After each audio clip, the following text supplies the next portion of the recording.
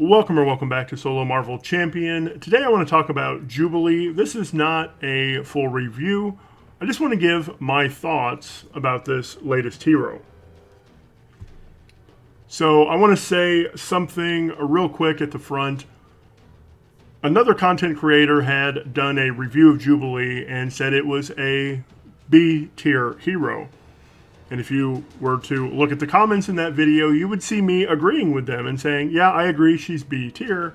Here are the reasons I would give her A tier if these things were changed.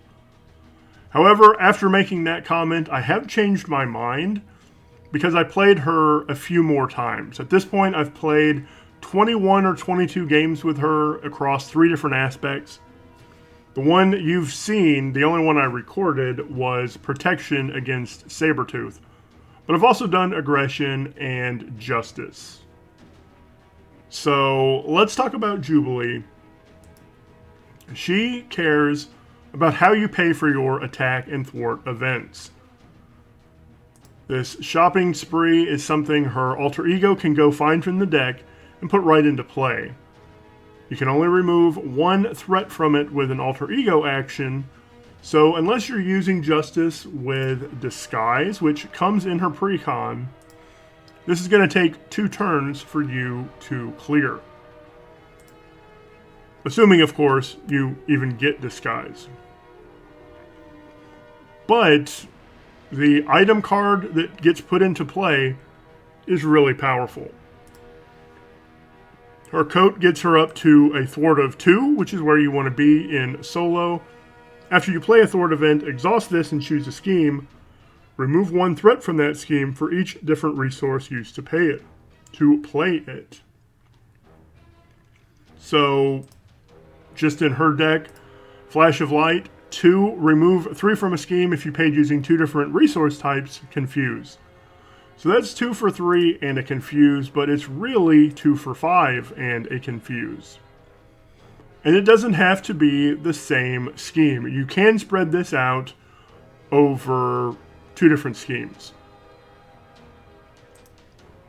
Same for Firecracker, which is her attack event. 2 cost, deal 4 damage to an enemy. If you paid using 2 different resource types, stun them.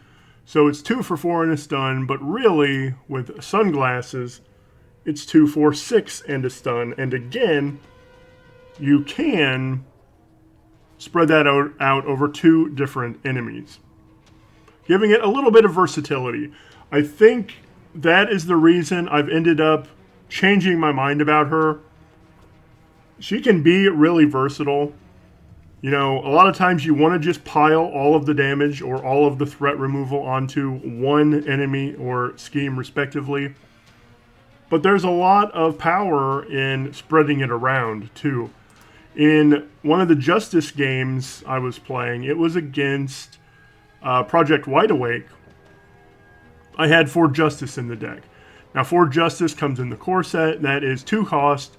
Remove 3 threat from a scheme. 4 threat instead if you paid with mental. So I would use Jubilee's coat. I would pay for that event with mental and anything else. And now it was it was remove 4 threat and then exhaust coat to remove 2 more from that scheme or a different scheme. That was really powerful against Project Wide Awake because you get all those side schemes out. So versatility, I think, is the word I want to use for Jubilee. Blinding Flash is interesting. 3 cost. Choose X enemies, where X is the number of different resource types you use to pay for this. Stun and confuse those chosen enemies. That can be really powerful, although there were several times when I only had 2 enemies. So it kind of felt like a wasted opportunity. But it still was able to stun and confuse both of those enemies. Grand Finale is a card that I think was holding me back, thinking that she needed to be in B tier, because I felt like there should be 2 of these in her deck. Now this is a powerful event. Deal 2 damage to an enemy. For each different resource type you use to pay for this, choose an enemy and deal 2. So this can deal 8 damage to one enemy. It can deal 8 damage spread across 4 different enemies. But wait, there's more. Sunglasses, if you've paid for that properly, is going to be 3 for 11 spread amongst as many as 5 different enemies. So that is really versatile. Being able to take out multiple enemies, multiple schemes at once, that is really powerful. So I'm going to go ahead and say I don't think she is S tier, but I will gladly put her in A tier. Multi-Talented came in her Precon. This is a card that I liken to Digging Deep in the fact that you are going to put 3 of these in your deck. Now, in the deck I played against Sabretooth, I actually only had 2 in, but that's because I wanted to make sure I could get 3 copies of Tackle to be able to get those extra stuns. So that's a card I'm always going to include 3 copies of. One card that I think is going to be way better in multi-hero games is Cell Phone. This lets you remove a charge, choose a player, that player makes a basic order attack with a character they control at +1. Now this could be used in solo just for getting that +1 thwarter attack, but I think it's going to be a lot better in multi-hero where you can call on another player to perform an action. So that one I'm a little underwhelmed with, but only because I only play solo. Multi-Talented is a very, very good card. And this also came in handy in that Project Wide Awake game.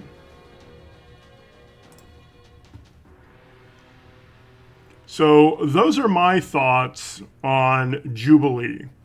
I went from thinking, she's okay, not really interested. I played her a couple times and thought, yeah, she's probably B tier. Then after a few more games, and really as I went to make this video, I decided, you know what? I think she's A tier. She is very versatile. Even though Multi-Talented doesn't come in her kit, it is a card that you're always going to play. So I think she's A tier. I know some people have rated her B. I think, I know one other content creator has, and I think another has said she's probably B for him as well. I don't want to mention any names. I'm not calling anybody out. I'm just making a statement. One card I'm not really impressed with is Wolverine. You know, the Aggression Wolverine has the same stat line, same 4-1-3 with 2 consequential, 4 hit points, piercing, but this one you have to flip down for him to heal. I like the Aggression Wolverine where every turn he's healing 1. So this is interesting. I don't mind it, but I don't remember playing it more than once in all of those 21 games that I've played with Jubilee. So anyway, those are my thoughts. I firmly place her in A tier. That is a little bit higher than I agreed with another content creator at B tier, but I don't think she's S tier. I think I don't know what I would need to make her S tier. I mean, maybe another grand finale, maybe 2 more grand finales. If you took out 1 Flash of Light, 1 Firecracker, and gave her 3 grand finales, I think that would definitely be S tier.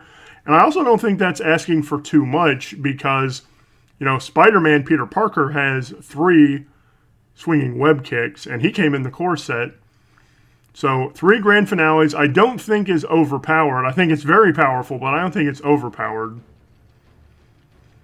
I don't know. And I do like a good stun lock / confuse lock. I know it's kind of faux pas. A lot of people say, oh, it's on easy mode when you can just stun and confuse every turn. Maybe so, but I also like to win the game. And being able to say, no, you can't attack me, or I need to flip down this turn, you're not going to get to scheme. That's a lot of fun for me. So I love Stun and Confuse. It's one of the reasons I love Spider-Man Miles Morales so much. But anyway, those are my thoughts. Yell at me in the comments if you want, or agree with me in the comments. I'd be fine with that too. Thank you so much for watching, and I hope you have a marvelous day.